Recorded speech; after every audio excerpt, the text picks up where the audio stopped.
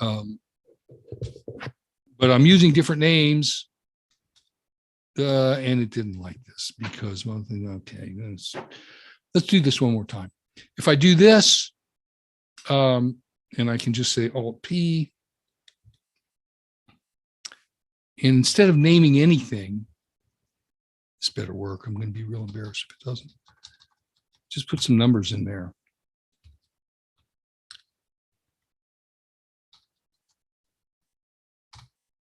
Yeah, it didn't like that for sure. Okay, so like this, right? It ran.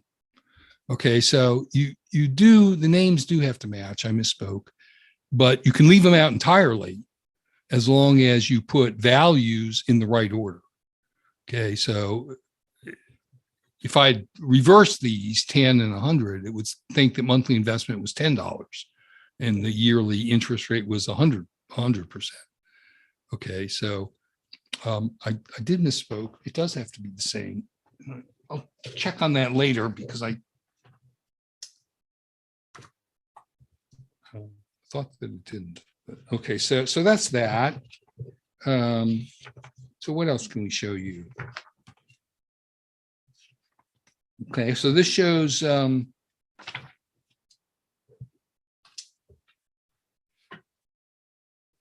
this next slide. Again, just what I did, right?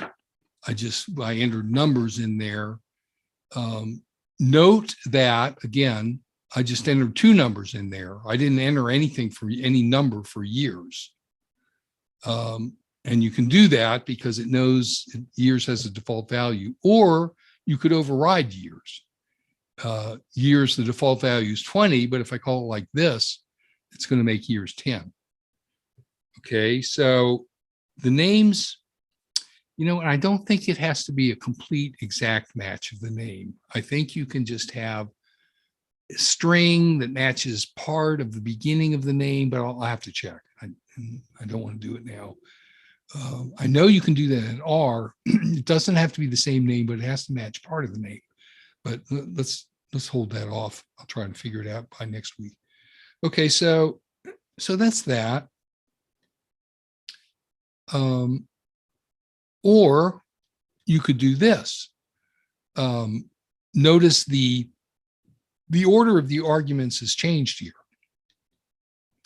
Years was last. As long as I use the exact name of the argument, you can put them in any order. Okay.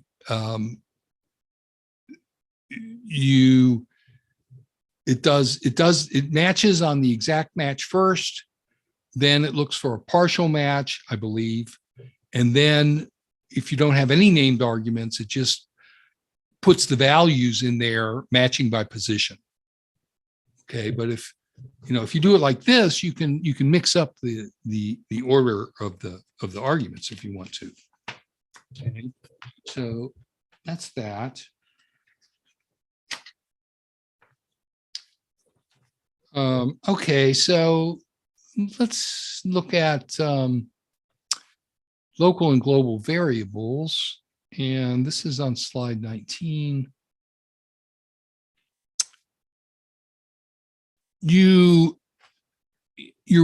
Okay. A local variable is simply a variable that is defined within a function.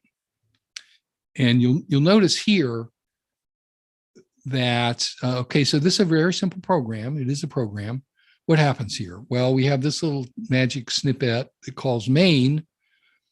We did not initialize anything. It defined tax here is a local variable that is defined by the calc tax function.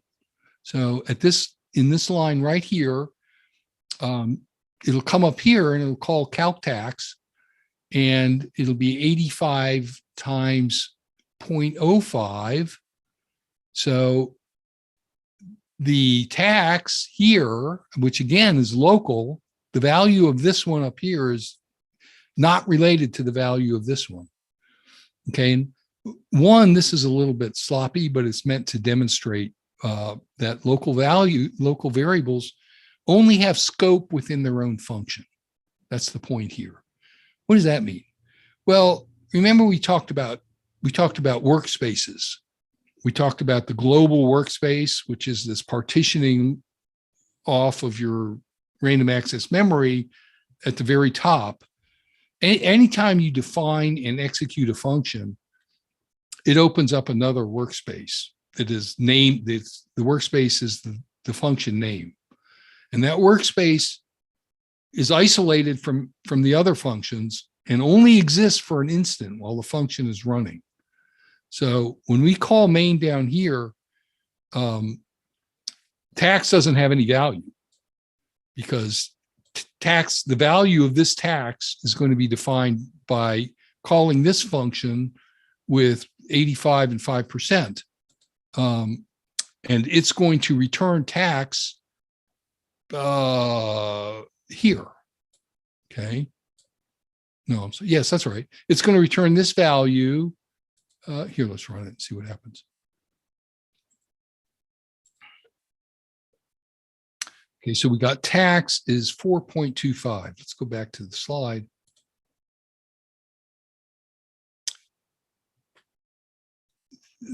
What got printed out, of course, was this value down here. What can I say about this? Okay, so again, this is meant to demonstrate scope, and variables, local variables only have scope. If they're local in a function, they only have scope within that function, unless, of course, they get passed back. But you can now also have so-called global variables, which we don't have in this example, but we will see very shortly, that have global scope. Okay, so in this first example up here, tax is a local variable in each of these two functions. And as a result, this first function, calc tax, needs to return the tax variable to the main function that calls it. The main function cannot access this value of tax. It can only access it when it gets returned. It has no scope, no visibility whatsoever. The main function has no visibility whatsoever of this, except because of this return statement. Okay, so again, if this is kind of confusing, I apologize, but this is the preferred way to work with variables. You want to work with variables as local variables. You generally think of scope as visibility. You know, we're talking about the value of the variables. Here, we muddy it, we muck it up. We make tax, we define tax, initialize it to a value outside of the scope of these two functions.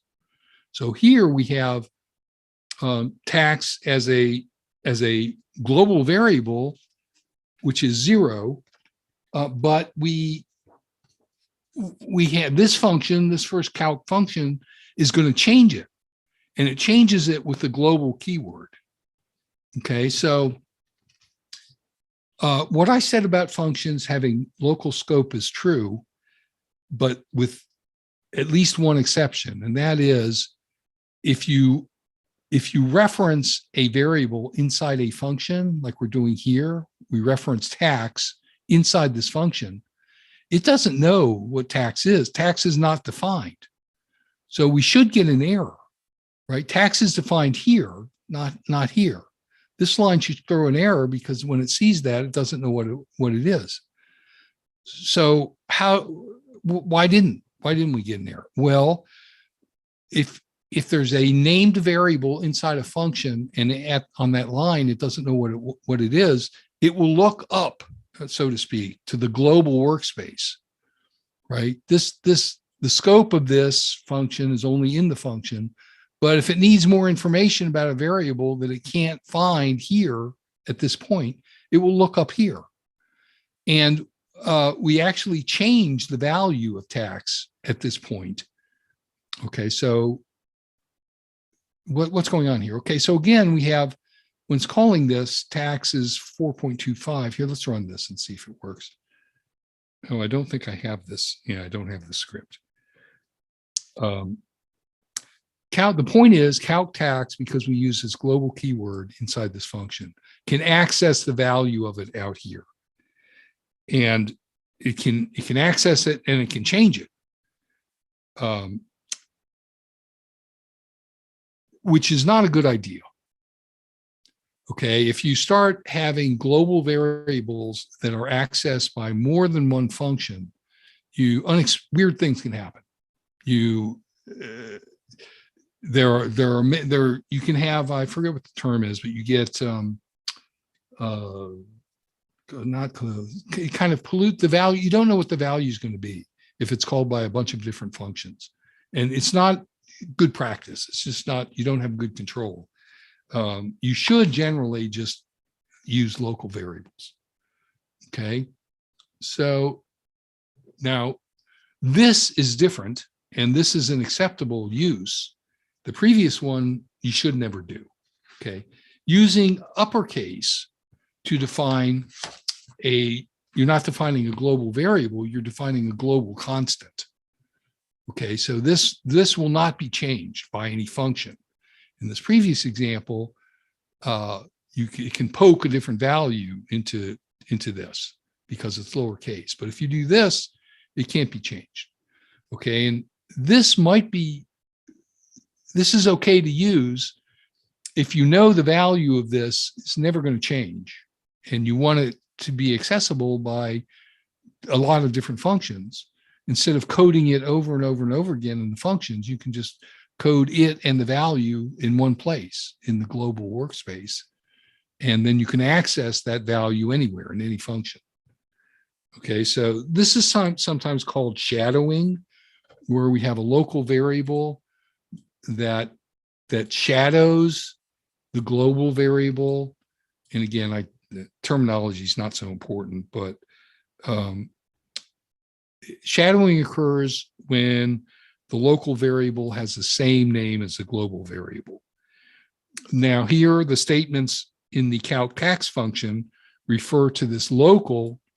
This is determined within the function, so this is a local variable. But the statements in the main function, where is that? I guess we don't have it, refer to the global variable. Okay, so you get, it's best practice just to use local variables and avoid the use of global variables.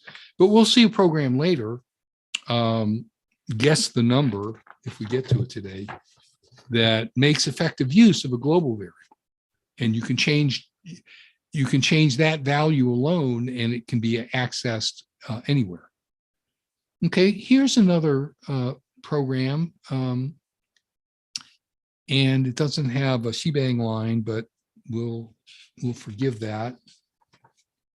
So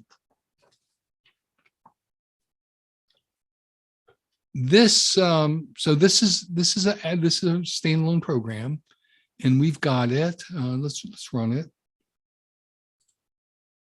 Right, this is temperature.py. It's in the programs file, programs folder. Here. And it does just what you see on the slide. Here's main, rather, this calls main. What main does is it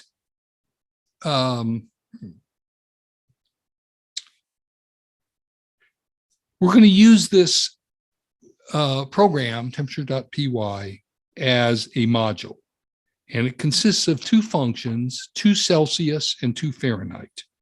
And what they do, of course, is 2 Celsius will take some value of Fahrenheit and change it to Celsius, right? Celsius is just Fahrenheit minus 32 times 5/9, and it returns the Celsius value, right? 2 Fahrenheit is the flip side, the mate. 2 Fahrenheit takes as an argument a Celsius value and just converts it into Fahrenheit, returns Fahrenheit. Okay, so we're using 4 statements, and this will run in the range. So this is, I believe it'll start at 0 and then go 40 and then go 80 and then go 120, all the way up to probably 200. And it will pass all of those values into to Celsius.